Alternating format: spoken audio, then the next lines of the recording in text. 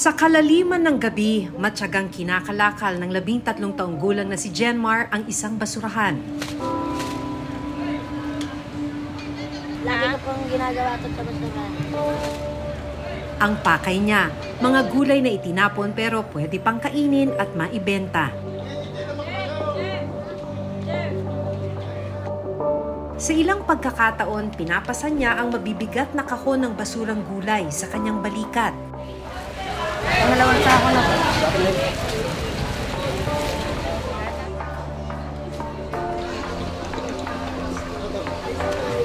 Wala po ako makuha.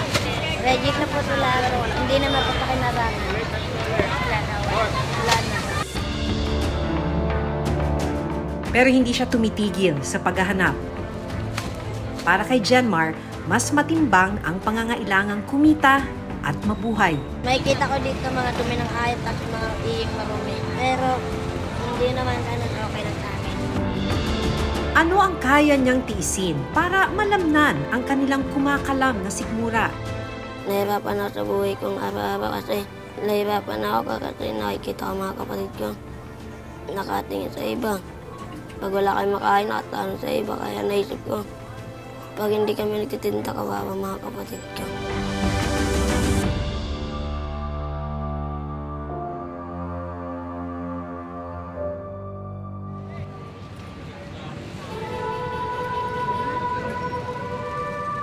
Hating gabi na, pero ngayon pa lang magsisimula ang araw ni Jenmar. Kasama ang kanyang nakababatang kapatid na si Pakong, 8 taong gulang. Saan kayo magpupulot? Ikutin namin lahat lang. Kahit wala pang laman ng tiyan, iikuti na nila ang mga kalsada sa Divisoria.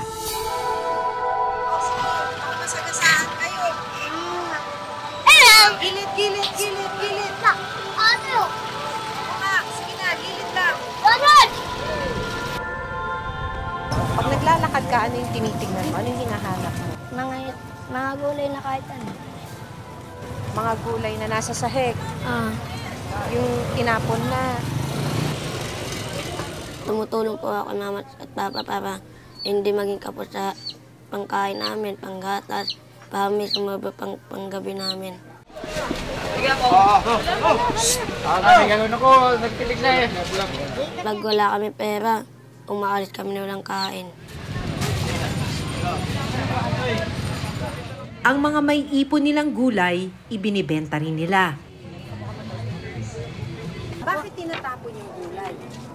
Mga bulok na ba? Mga bulok. Pinagsasagaan lang namin. Pero yun, nabebenta niyo kayo? Sinong bumibili ng mga napupulot niyo? Kahit sino po. Ipinakita sa akin ni na Jenmar kung saan sila nag-iikot para mamulot ng mga itinapong gulay. Minsan wala kami nakukuhang gulay. Gaano kadalas yun wala kayong nakukuhang gulay? Baka ngayon wala kami nakuha. Bakit wala? Kasi wala nang tapon eh. Kakaunti pa lang kasi ang mga reject na gulay na itinapon ng mga tindera. Mahirap eh. Ang buhay sa Bibisawya, hindi rin yung buhay dun eh. Kasi, mga kapatid ko kasi, nahawa ako eh. Yung ibang bata, nakikita lang nakasuot ng magandang damit. Yung mga kapatid ko, punit-punit eh. Kaya sinisikap ko magtrabaho kahit bata pa ako eh. Natatakot ka kanina na habang naglalakad tayo na baka wala kayong mapulot na gulay. Bakit ka may ganun takot? Kasi wala kasi pamangkain kapatid ko sa aking baby. Gutom kami. Hindi ang sakit ng tiyan mo nun. Sanay na po ako sa ganun. Lagi bang masakit ang tiyan mo? Maliban sa masakit ang tiyan mo, ano pang masakit pagka hindi ka na nakakakain? Nakatanod kasi tayo yung mga kapatid ko eh. Nakatanod? Ano yung sabihin mo? Mga nakatingin sa pagkain. Nakatingin sila sa pagkain ng iba? Pag nakikita mo yung mga kapatid mong nakatingin sa pagkain ng iba, nasasaktan ka? Tatayo ako makita mga kapatid kong ginugutom. Habang nag-iikot kami, isang pirasong karot ang nadaanan ni na Jenmar at Pakong. Karot nyo! Ano? Pambili bilis ng mata, nakita mo agad. So ganun, pag nasa sahig na, pinupulot nyo na. Hanggang magpuno na yung plastic. Minsan po hindi namin napupuno yan. So, dito sa bagsakan ng gulay sa Divisoria, maraming mga kabataan na talagang umiikot. Ito, kanina pa ako tinitignan ng mga kabataan na to. Namumulot din kayo ng gulay. Ilang kayo? Mag-iisang grupo ba kayo o kanya-kanya? Kanya-kanya. So, may teritoryo ba to o wala naman? Wala. So, kanya-kanyang lakad sa kalsada. So, anong ginagawa ninyo dun sa gulay? Kasi si Jenmar, binibenta. Binibenta rin po. Tinitinda nyo rin. Saan? Sa looban. Sino ang taga-benta? Kami. Pagpatak ng 2:00 ng madaling araw, nagsisimula ng magsara ang ilang gulayan dito sa Divisoria. Ito na raw ang oras na pinakihihintay ni na Jenmar at Pakong. Kaya muli silang mag-iikot para maghanap ng mga reject na gulay na itatapon na. Ilang saglit pa, isang kahon na puno ng pinagtabasan ng lettuce ang agad na pinasa ni Jenmar sa kanyang balikat.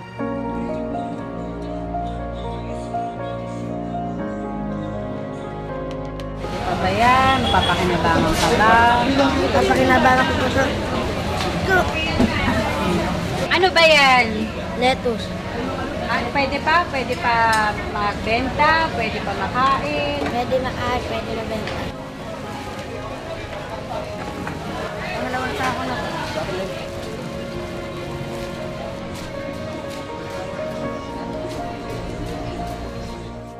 Pag tatapon po ng basura, magtatapon para mabigyan ng gulay.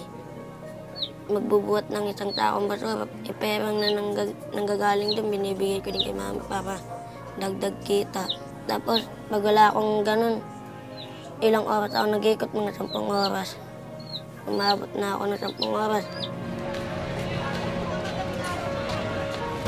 Wala po akong inisip na pagod na ako, ayaw ko na magtrabaho. Inisip ko lang po, mabuhay mga kapatid ko, makasama ko na matagal sa piling ko. Ayun na po yung gusto ko. Dito na pipiliin ni Jenmar ang mga nakuhang gulay para linisin at ipagbenta. Tawag namin ayusin yung lalapag namin. Kailangan mabenta para maubos.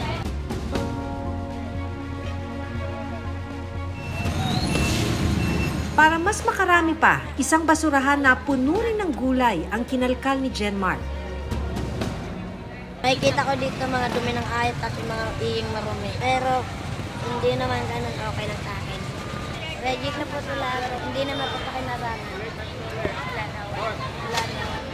Dahil bigong makakuha ng gulay si Jenmar sa basurahan, agad siyang bumalik sa kanilang pwesto para ipagpatuloy ang pagtitinda.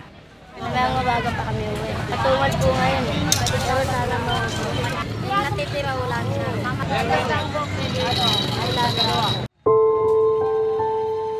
Mag-aalas 4 na ng umaga nang may bumili sa kanilang paninda.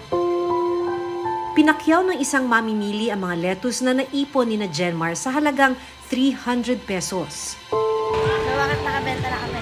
Ipangkain na. Ang gatas. Maya-maya pa, biglang bumuhos ang malakas na ulan. Si Jenmar hindi tumigil sa pagtitinda.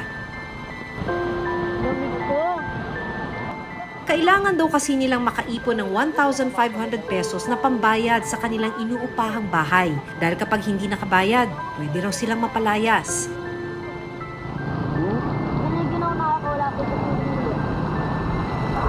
Pero hindi na kinaya ng bata ang lamig. Pansamantalang sumilong si Jenmar. Sa buong magdamag, 300 pesos lang ang kinita nila.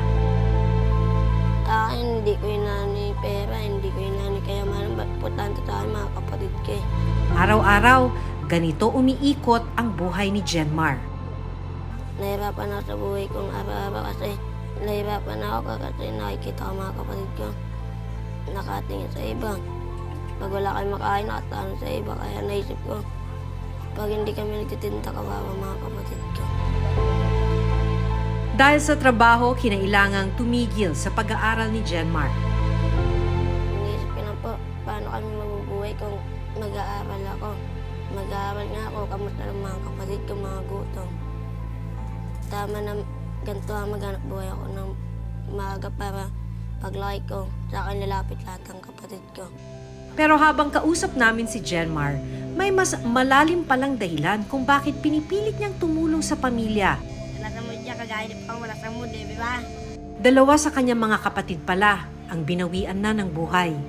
Mahal na mahal ko kasi kapatid ko kasi may walang dalawa sa akin. Si JJ saka si Jerry Kajen. Si Jerry Kajen namatay. Pinanganak pa lang siya tapos yung isa naman namatay dahil sa hirap ng buhay namin. Sobrang nagdusa ako na walin dalawang kapatid ko. Kaya pinangako sa sarili ko pag nagkaroon ulit ako ng mga kapatid, ano ko na lang yung paghanap buhay ko. Nakausap ko ang ina ni Jenmar at Pakong. Naawa ko na sa mga Sobra po. Iyakan ko na lang po. pangarap mo para sa kanila. Para sa maayos. Ang hirap lang ng buhay. Lagi yung mapos. Alas 10 na ng umaga nang makauwi si na Jenmar.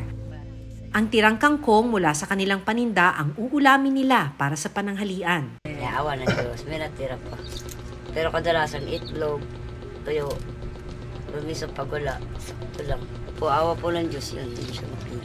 Ano po, kumbaga, nakalaki na po agad ang gulay.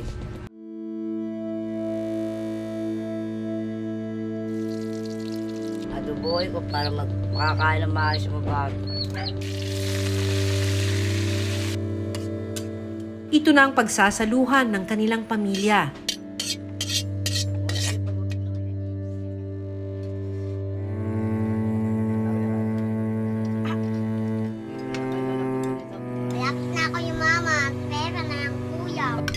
Isa lang ang pamilya ni na Jenmar sa milyon-milyong Pilipinong maituturing na food poor o yung mga pamilyang Pilipinong mababa pa sa 8,379 pesos ang kita kada buwan. Sa datos naman na inilabas ng SWS, 8.7 na milyong pamilya ang itinuturing ang sarili na food poor noong first quarter ng 2023. Sa bagong pag-aaral ng Okta Research nitong second quarter ng 2023, umabot na ng 11.3 na milyong pamilya ang itinuturing na food poor. Ayon pa sa United Nations, Pilipinas ang nangunguna sa Southeast Asia sa bilang ng food insecure individual o walang sapat na access ng pagkain. Umabot ito sa 50.9 milyong individual.